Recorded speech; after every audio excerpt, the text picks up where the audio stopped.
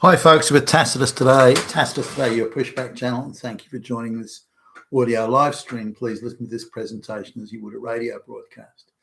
In this essay, I'd like to talk about what sort of influence does the legacy media, the mainstream media have still. Now they've taken some body blows and some hits. A lot of the money that was propping them up was coming from US aid and then being filtered through various NGOs. The NGOs were being paid through US aid and Soros and all that sort of thing, and they in turn were providing interns and workers, and they sort of got roaming reporters with cameras providing raw material and so on. So there's a vast activist infrastructure that's all to do with maintaining the globalist narrative. So now again, they've taken a bit of hit. A lot of the money that was going into them has stopped or slowed down, and their viewership, especially with the online, the MSNBC, CNN, that sort of thing, their viewership has declined. So, but how much influence do they have, and just how coordinated are they? Now, they've always been coordinated, but after the visit of the South African president to the White House to meet President Trump, Trump's team showed some very damning footage, I would say, of influential politicians in Africa saying that white people should be killed in South Africa, and this is something that the Black African president just tried to sort of laugh off and brush away, and we have free speech and all that sort of stuff. But the reality is that it's somewhat open season on killing white people in South Africa if they happen to own something that a black person wants. And nor are these just straight out murders, as in, they come in the door and shoot you. There's in many cases, there's quite perverted torture that goes on before they're killed, and they might die. The white people may die as a consequence of the torture. So these are very serious considerations. If the reverse was the case, and it was white people doing it to black people, then you would have international screaming condemnation. But because it's white people being killed, the narrative just won't allow for that sort of discussion to enter into it. So when President Trump raises this matter, the entire international media establishment jumped as one with a central script, using the same words, the same framing, the same sequence of justifications, denunciations of Trump, and so on. The South African president, who's a beautiful, wonderful guy, this idea that he's presiding over the death and murder of all these white people. No, that's only Hitler would say that. So that's dismissed. The fact that white people are being killed. Oh, well, okay, there's one or two, but what's the big deal? Seriously. They're Nazis anyway. So there was no attempt by the media to engage with them, quite the opposite. So this South African president, who's, again, super corrupt, someone whose wealth has gone from sort of nothing to over $50 million in the term of his office, and putting all his cronies and flunkies in cozy jobs. None of that's being raised. Instead, he's presented as a really good guy, and it's that evil bad guy Trump who ambushed him, and that was the word that was used, ambushed. This, of course, is nothing of the sort. And the idea is the South African president said, well, I don't know anything about any of that. I've never seen that, which would be difficult to believe. But the media took 100% his side, 100% anti-Trump position, which is their normal stance. But they seem to be gagging and venting and hyperventilating more than they have done for quite a while. And they're always trying to drum up outrage of one sort or another. But anyway, but what got me was that if you look at the 16 biggest news organizations in the world, they all had the same script.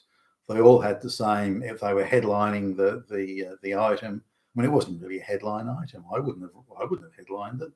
but they were headlining it. And again, it was a central script. So there was somebody in the middle somewhere was writing the script, which then went out to everybody, and they all ran off that script. So there's no doubt that the globalist media propaganda machine is centrally controlled, scripted, and directed. There's no doubt about that. But without the money, I'm surprised that they're still towing the line. It's okay if USAID is handing over gazillions to you and say, well, in return for those gazillions, you have to say, well, whatever we tell you to say. That I understand. I don't agree with it. I like it. And there should be full disclosure. Hey, guess what? We've been paid to tell you lies. I think, that should at least be out there. But so now there's a few sort of considerations here. One, once the Democrats realized that President Trump was coming into office, did they front load all the handouts to the, did they figure that the Trump team would stop these handouts to the media? So, well, look, we're going to be out of office for 4 years here. We were giving you $100 million a year. So what we'll do is we'll give you $400 million as a lump sum right now in compensation for the fact that we won't be in office for 4 years, at least 4 years. So, so you still got to pump out that propaganda. You still got to tell those lies.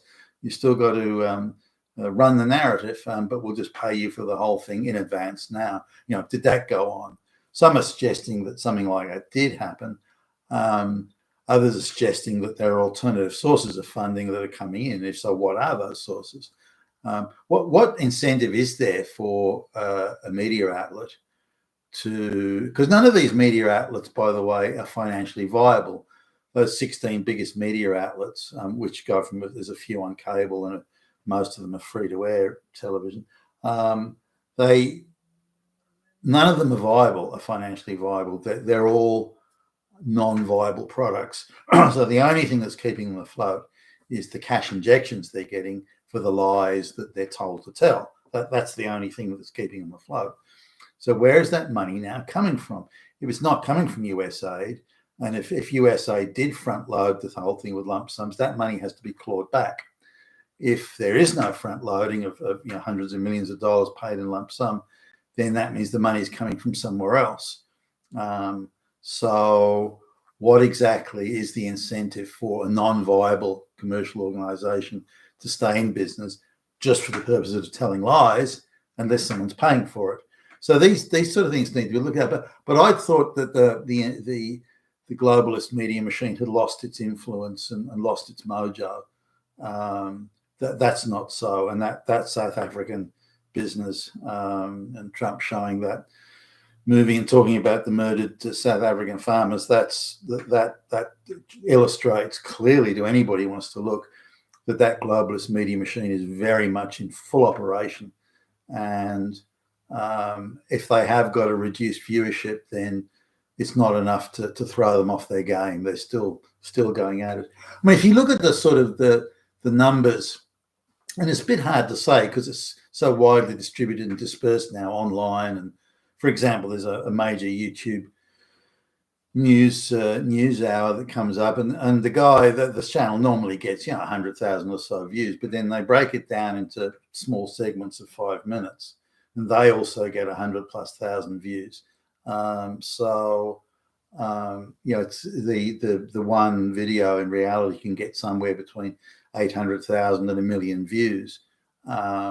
So these things are, without doing a huge deep dive and data gathering and number crunching, it's very difficult to understand what the true numbers are. For example, if you look at, say, the major American networks, NBC or something, and Columbia, CBS, and the American Broadcasting Corporation, that sort of thing.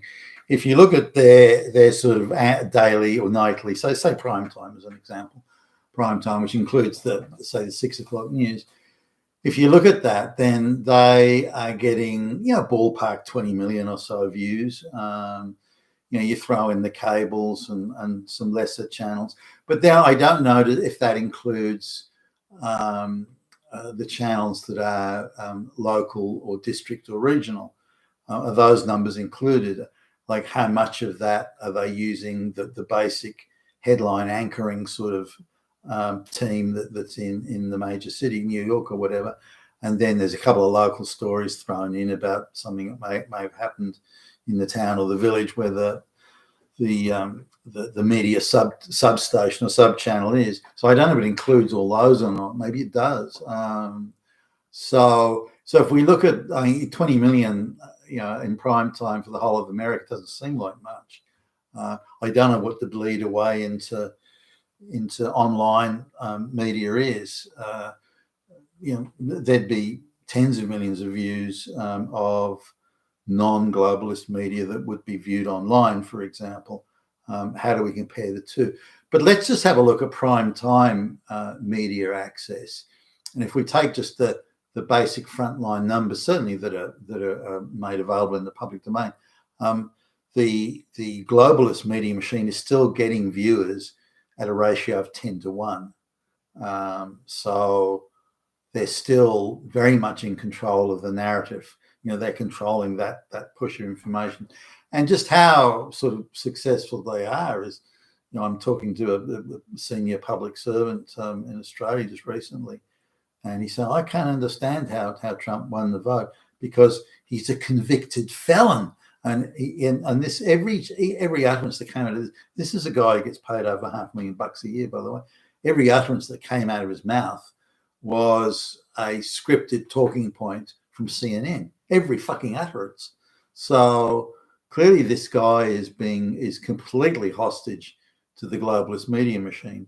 Now, I don't know how many people are in that category. Many, I would assume, but I don't know how many, and how many are looking at alternative news sources. I hardly look at the alternative news. The only reason I look at it now is to really see what the enemy is up to. But you notice the framing. I might look at, say, the Australian Broadcasting Corporation, and they've got an obligatory sort of certain number of hit pieces they do against Trump every week and every day. But if I go then to the BBC in London or ABC, American Broadcasting, or Canadian Broadcasting, and it's the same talking points, often exactly the same script. So clearly the coordination of scripting is centralized and intent. Where is that centralized scripting unit? Where is it? Why is the Trump team not moving to shut that down? Because there is clearly a central media narrative control unit, and they're deciding what will be the headline, how it will be framed, and what the talking points will be. Find that news center and shut it down. You've been with Tacitus today, your Pushback channel, and thank you for listening.